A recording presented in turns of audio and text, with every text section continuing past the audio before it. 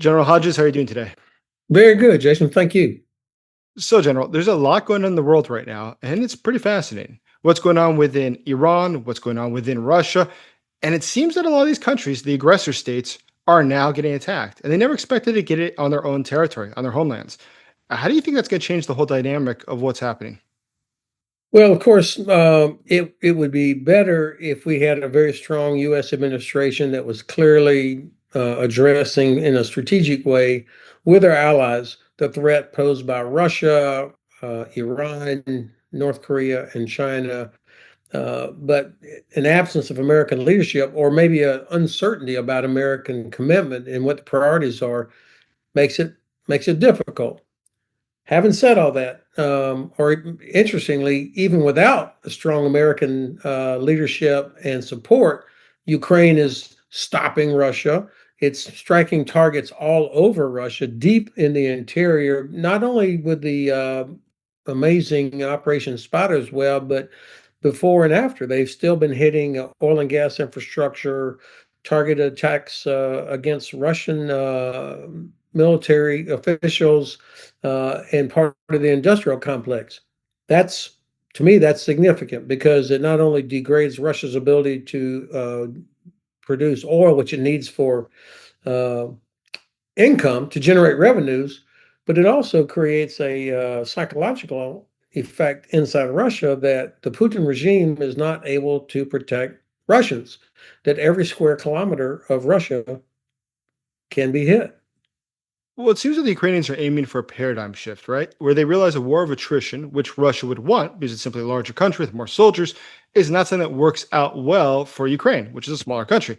So, falling into that trap would be unwise for Ukrainians. Wiser is to take the fight back to Russia and also to reduce Russia's capacity to create more weapons or even to generate more revenue by attacking the oil industry.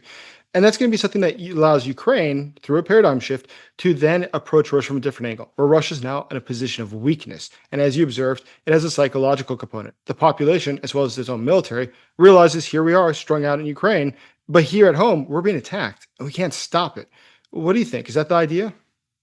Well, I would expect that the Ukrainian government, who has been quite, I would say, very clever and wise in how they've conducted this war, for the most part, has thought through the implications on the Russian population. I mean, they will know the Russian population better than anyone else in the world, except maybe Belarus.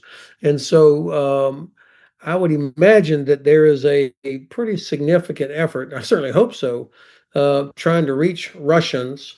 Whether it's average Russians or maybe even some of the oligarchs, the people around Putin that keep him in power, to say, look, this guy is taking y'all down a path of destruction. Maybe it's time for some regime change inside of Russia, and we would be willing to work with you, oligarch X, Y, or Z, if you can help change the dynamic there. Now, that's pretty risky. People go flying out of windows there in Russia if they are identified as being counter to the regime. But nonetheless, an informational component is the essential part of the campaign, as is the use of rockets and missiles. So that actually leads to a really interesting point. A lot of people have argued that Putin's regime is very strong and it's very secure. And I would say it's quite the opposite. Look at Prigozhin. When he led his uprising with the Wagner Group, they rolled through Russia. They went up to Rostov. And along the way, nobody stopped them. The National Guard, the Army, the Air Force. We look at the Chechens, we look at the police, we look at the border guards. Nobody came to stop him. And in fact, they knew where he was hundreds of kilometers in advance and he never called an airstrike in on him. And when he met with the people in the streets, the people came and brought him food, they brought him wine. And when he met with this senior Russian military leadership in Rostov, what did they do? They didn't arrest him. What they said was, this is not a great idea. This is a big risk. And I interpret that as a huge sign of weakness because that shows that they weren't really sure what was going to happen next. Maybe he'd be the new boss. And even Dmitry Medvedev, Kirill, the head of the Orthodox Church, and others who are senior political leaders in the country kept silent. They didn't say anything, which is an indication they also were not sure how this would all play out. How would you interpret all of that?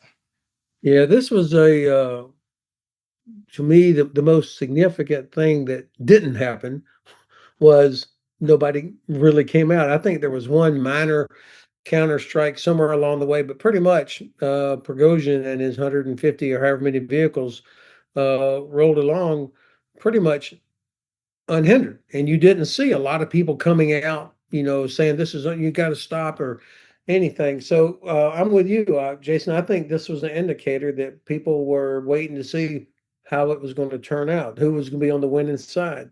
And I suspect, or obviously, Putin would have seen that also. And there's probably been a lot of loyalty checks since then to make sure that he's protected.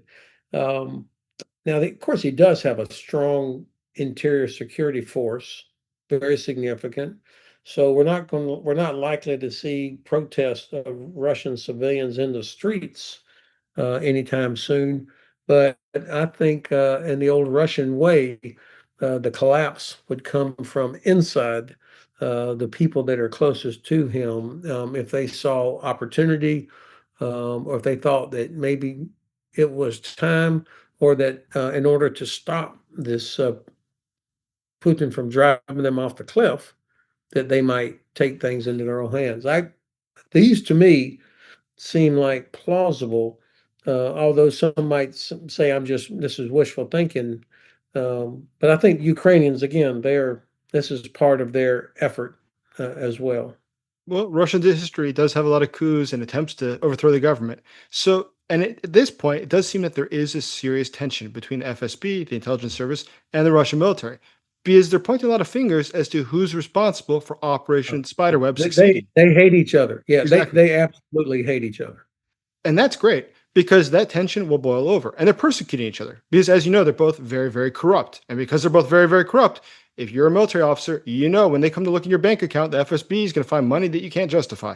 And that's not going to work out well. So now you've got an added motive that's personal in nature to go against the government or go against the regime. Yeah, I think the friction between FSB and the General Staff came to light in the beginning of the large scale operation, and then really, and I think you and I talked about this a year ago, almost a year ago, when they launched the operation into Kursk, and how easily Ukrainian forces were able to cross the border, which are under the control of FSB, not the General Staff. And so the General Staff was not in a hurry to redirect forces to go help them out. Instead, they were, I think, satisfied to see the FSB take the blame for porous border defenses. And this is the kind of thing that Ukrainians knew, and that they will continue to try and exploit. So another thing that I think is really interesting happening now is that a lot of news sources have reported that one of Netanyahu's objectives inside of Iran is to actually create regime change. That is, don't simply go after the targets within the country, such as the military infrastructure, but go after those who built that military infrastructure, those who are actually organizing the attacks. And thus, that's, as you would usually say, going after the archer rather than just the arrows. Go after the very source of this. Do you think that is something that is a precedent set for Ukraine as well, to go after more senior leadership of Russia? I think Prime Minister Netanyahu's objective all along has been regime change in Iran. Clearly, to get rid of Iran's ability to create a nuclear weapon is the most urgent, but the long-term objective, I think, is regime change. He's talked about this for many, many years. When I hear regime change, I get chills because the United States has a very unsuccessful record of attempted regime change. It almost never works out like you think it will or you hope it will. You almost never get the right guy to come in to be the new regime. It has to be, I think, to be successful, it has to be a lot more organic. I'm not against creating conditions where that could happen, but owning the regime change, I think, is a real problem, both in terms of practical, but also it undermines our ethical, legal sort of standing when you start trying to bring about regime change of another sovereign country, no matter how detestable they might be. I think from the Ukrainian perspective, looking at Russia, of course, any uniformed officer is a legitimate military target, but there's always been sort of an understood prohibition against going after the head of state of another country. That's a different sort of thing, and so I think I don't imagine President Zelensky or Ukrainians are interested in something like that, although nobody would cry if Putin and the Kremlin collapsed. But certainly, everybody in the Russian chain of command that has any fingerprints on any attack that led to the deliberate killing of Ukrainian civilians, whether it was at Bucha or Mariupol or missile strikes hitting city, every single person in that chain of command should be looking over their shoulder and checking under their car every day. So going ahead, if you're looking at this whole situation and you are Ukraine and you're facing Russia, it's a difficult situation because they are a much bigger country. But you realize that you can sort of shape the battlefield by reducing the capacity that Russia has to send things back to the battlefield by attacking different plants that produce things and going after a lot of these plants that they've attacked produce specific chemicals that are only produced in those specific factories. It's not very easy just to drum up more of them, or very specific parts that are used across a broad number of different military hardwares. Is that the best strategy that Ukraine has now? And does it make sense? Do you think that this will work out better than what's gone on for the recent past? Well, if it's just attrition, then that's a math problem that won't turn out real well for Ukraine over the long haul, um, unless Russia is closer to collapse than we think they are. Now, there's no doubt that their economy is propped up artificially right now, and it's not something that can continue. But as long as China and India are willing to buy Russian oil, and China and North Korea are willing to provide parts and ammunition, and to some extent Iran, then Russia can probably keep going for quite some time. Um, I think that Ukraine obviously can do better and is trying to do better in terms of creating their own manpower, solving their manpower problems.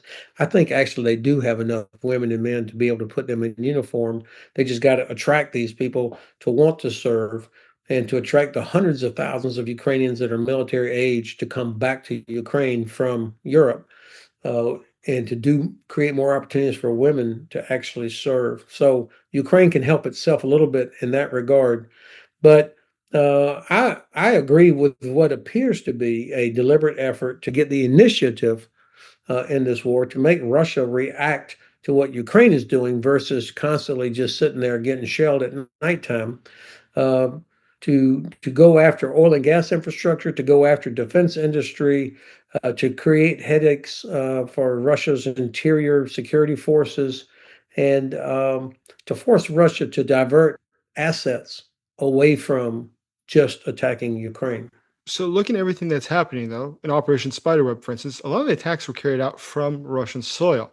And that's going to be very hard, it appears, for Russia to be able to respond. At this point, it needs to call back a lot of different resources that it has currently tied up in Ukraine. But at the same time, it doesn't mean it will really change much because the fact is they don't really have the capacity to stop things, such as drones that are flying at a low altitude from a nearby distance from attacking these different facilities. Do you think this is a game changer? And can Russia really respond to this in a way that will protect their facilities? So I stay away from the phrase game changer because I don't know if there is one thing or one tactic that completely changes everything. Um, but it's part of a comprehensive effort by Ukraine, it seems to me, to, as I say, get the initiative back. But also remember that same weekend of Spider's Web, it included the attack on the Kerch Bridge. We still don't know how much damage was actually done. And I'm sure that won't be the last attack on that bridge. There were two other railroad bridges that were hit inside of Russia. Um, and then you look at the Israeli attack here a few days ago, where they had hundreds of drones were launched from inside Iran that were assembled over months inside Iran. So I suspect there's a lot more of this still to come, that this is not the end of Spider's Web, or there will be some follow-on phases in happening from inside of Russia. I think they are powerless, frankly, at stopping the Ukrainian GUR.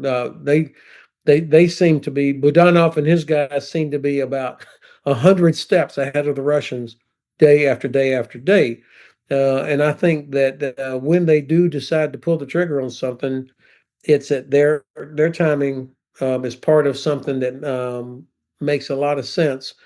Um, the hard part, and I think this is, you've alluded to this, is is it enough to change Russian behavior?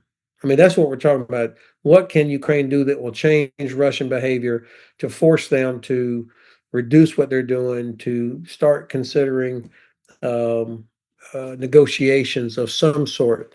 And I think the only thing that's, unless the United States just comes in and says, no, we want Ukraine to win, we're going to give them everything, it's going to take real economic pain. That means shutting off the shadow fleet, destruction of oil and gas infrastructure. I think that's going to be the only thing that really gets Russia to the table. Well, soon we will see. General, thank you so much for your time today. And thank you for your service. Thank you very much.